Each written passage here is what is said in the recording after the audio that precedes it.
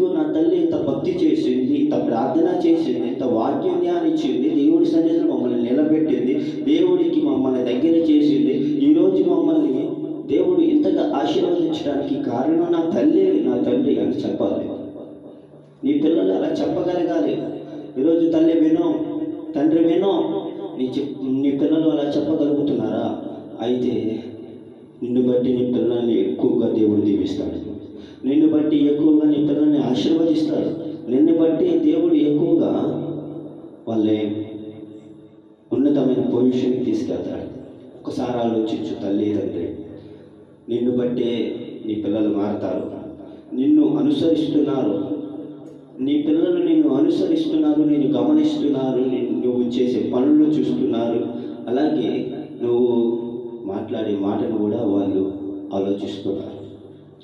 ఈరోజు నిన్ను బట్టి నీ పిల్లలు మారతారు, నిన్ను బట్టి నీ పిల్లలు మార్పు చెందుతారు.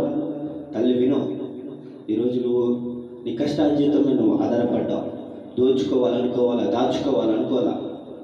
ఎవడో సహాయం నువ్వు ఆధారపడాలా. ఎవరో నాకు ఇస్తారని పక్క వ్యక్తికి చోటివ్వాలా, పక్క మనిషికి చోటివ్వాలా.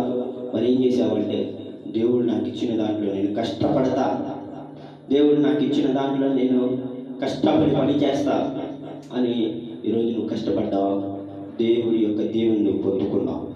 నీ పిల్లల్ని ఎంత బాగా చదివించుకున్నావో, ఎంత ఉన్నతమైన పొజిషన్కి తీసుకెళ్ళావో, మంచి భవిష్యత్తుని ఇవ్వాలని వాళ్ళు నువ్వు కోరుకున్నావు, ఆశించావు, ఎదురు చూసావు. వాళ్ళు ఆ పెట్టుకు వచ్చారు. ఈరోజు నేను గౌరవించే పెట్టుకు వాళ్ళు వచ్చారు. గౌరవప్రదముగా వాళ్ళు జీవిస్తున్నారు. ఎవరు చేయలేని కార్యాలు నీ జీవితంలో వాళ్ళు చేస్తున్నారు. ఎవరు ఊహించలేని కార్యాలు కూడా వాళ్ళు నీ జీవితంలో చేస్తున్నారు. ఎందుకంటే ఒక తల్లిగా నువ్వు ఆ బాధ్యతను వహించావు, ఆ బాధ్యతను తీసుకున్నావు. ఈరోజు ఎవరు లేకపోవచ్చు నీకు, కానీ దేవుడే నీకు తోడుగా ఉంటాడు. దేవుడే నీకు అండగా ఉంటాడు. దేవుడే నిన్ను తప్పించుకుంటూ వస్తాడు. దేవుడే నిన్ను కాపాడుకుంటూ వస్తాడు. దేవుడే నిన్ను పోషించుకుంటూ వస్తాడు. దేవుడే నిన్ను రక్షించుకుంటూ వస్తాడు. ఒకసారి ఆలోచించు. నీ పిల్లల్ని